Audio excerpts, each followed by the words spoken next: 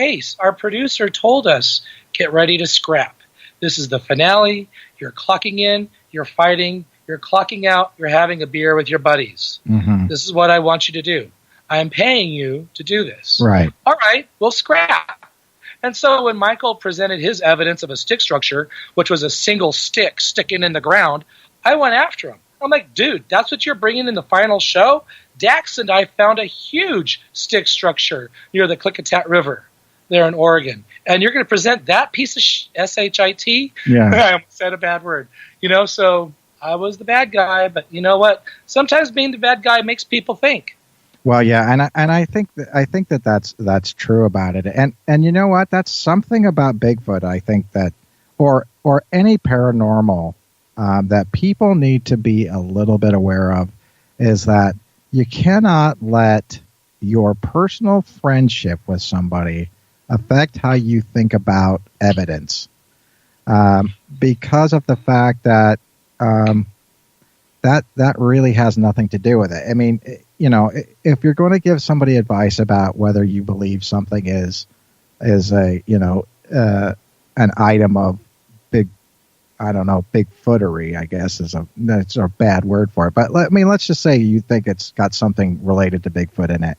You can't say to somebody who you like, yeah, he's a good guy, I believe him. And then, to another person, well, I don't like him, so therefore I don't think that's valid. It's either valid or it isn't. Your opinion about whether you like the dude, I mean, whether you can make arguments about whether that person's trustworthy, because we all like people who aren't trustworthy. I mean, that's the way that goes. But evidence is evidence, and emotion shouldn't come into it as much as it does, I think.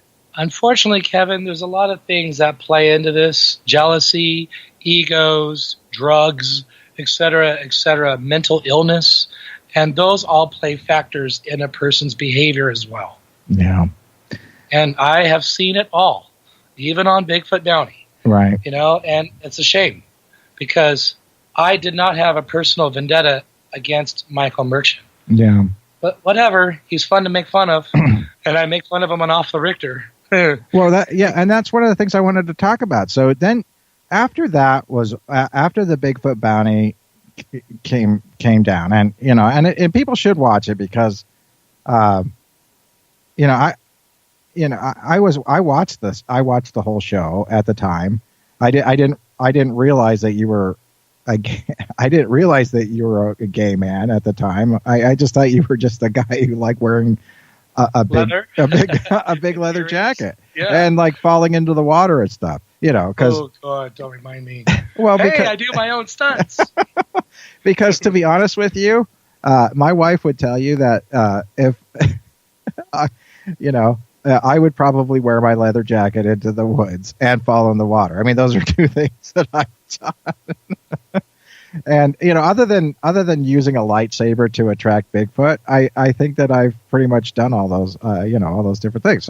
Which is interesting, because I really enjoyed the fact that you did use a lightsaber to try in the middle of nowhere to try to attract something, because you understood, I think, on a level, even though you're not somebody who hides out in the woods, that Bigfoot has to be a curious thing. And we need new techniques, because as of right now, researchers are not doing their job.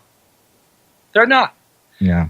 No. So the lightsaber, because I'm a Star Wars fan, my partner on the show, Dax Rushlow, and I used lightsabers out there by Mount Adams in the Gifford Pinchot Forest, and that was the night we heard screams coming toward us. But I'm not going to say it's because of the lightsabers, no.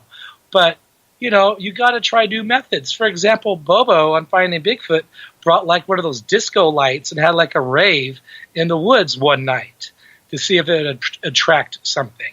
So I'm all for new ways of bringing these creatures in, because one of the common stories is that they're curious as to what we're doing.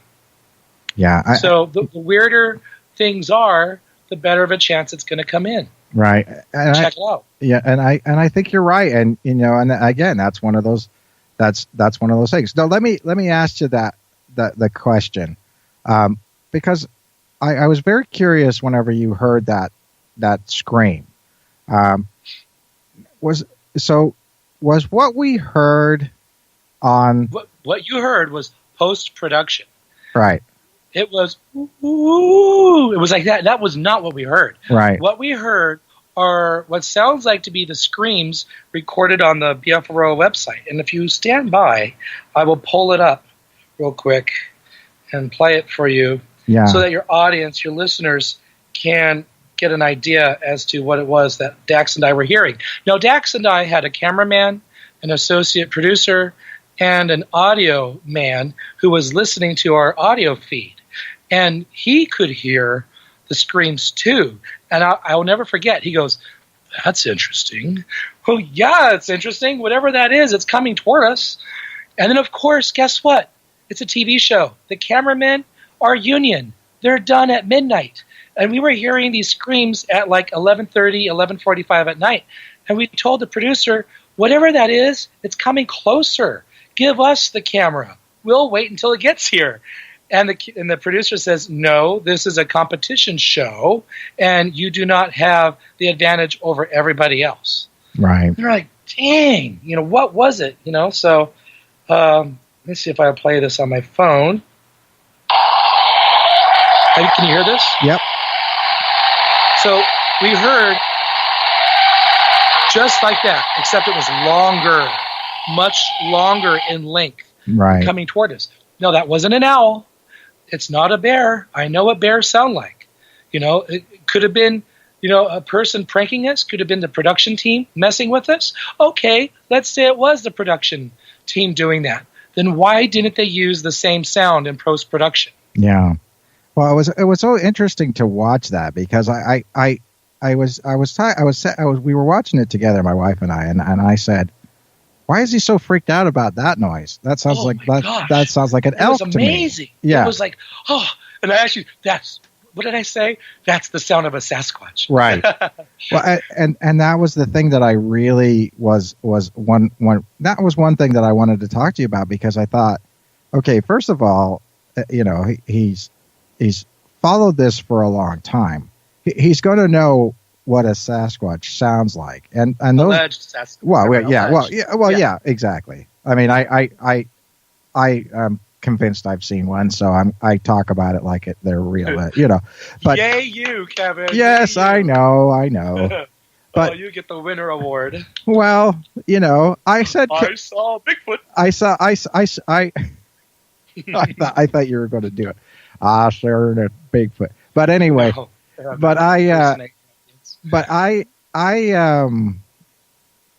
No. I'm convinced that I've seen one on more than one occasion, and which is a very, very rare thing to do, and in multiple states, and so these are this is something that people can. Okay. I have no proof of that other than my story. You think you've seen multiple Sasquatches in different states? Yeah. Then maybe you should play the lotto. Because people like Peter Byrne, who spent their entire life out in the woods searching for the abominable snowman and Bigfoot, have never had a sighting. Renee DeHinden died not having a sighting. Well, but you've had multiple sightings in multiple states. So therefore, Kevin, if you truly did see these things, play the lotto, man. What are you doing? Well, let me tell you a little bit You're about. Lucky. I know, but let me tell you what I was doing and what I wasn't doing at the time. One of the things I wasn't doing was looking for Bigfoot. I mean, to be honest with you, except for one time, and I saw something that was anomalous. I don't know if that was a Bigfoot. I don't know. If anybody wants to read on the internet what I've seen, I can say I've seen strange lights and stuff like that in the woods and everything like that. But my Bigfoot things were not in a case where I was doing Bigfoot type research. In other words, I wasn't looking for anything. I was doing, because I go out in the woods a lot, and I enjoy doing different things in the woods. And it seems to me that if you genuinely look at the reports that people make, they're not looking for Bigfoot. These are things where people say that I was out, I was having a picnic in the woods, we were hiking, I was picking mushrooms and everything like that, and therefore that was it. So that's where when you did the thing with the lightsaber, I thought, really genuinely, I thought that was the best piece of actual,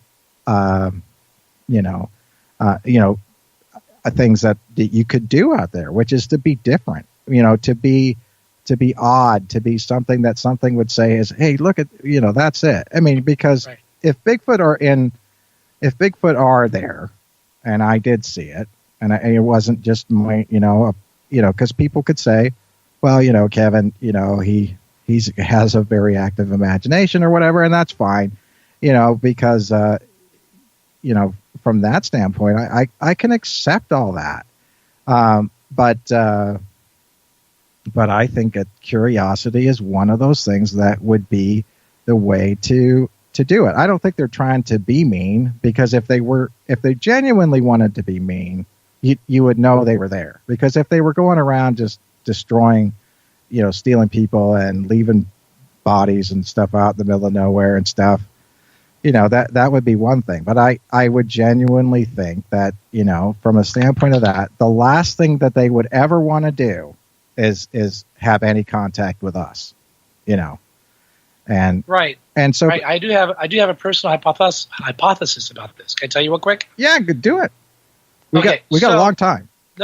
Okay, so now Cliff Barrickman from Finding Bigfoot, he's one of my Bigfoot idols. I worship the ground he walks on when it comes to Bigfoot. He is so smart. He's even smarter than that Looney Tune that's at that bookstore in Willow Creek. Cliff one-ups me on something. Now, my argument for Bigfoot being real is this. 35,000 years ago in Western Europe, which is now France, Homo sapiens sapiens, us, human beings, were competing for resources with the Neanderthals. Yeah. We won. Granted, we were probably barbaric. Who knows what we did to them? Chances are we weren't too kind. And we're here because our ancestors, let's be honest, were brutal. And we're the winners. The Neanderthals lost for whatever reason. Maybe we brought disease. Maybe we just immersed them into our culture. Who knows? Point is, they're gone. Who's to say there could have been a third hominid living in the woods, deeper, further away from Neanderthals and Homo sapiens sapiens? Now, here's where Cliff one-ups me. He says there was more than just one. There were 7 different hominid species living primarily in Africa 35,000 years ago.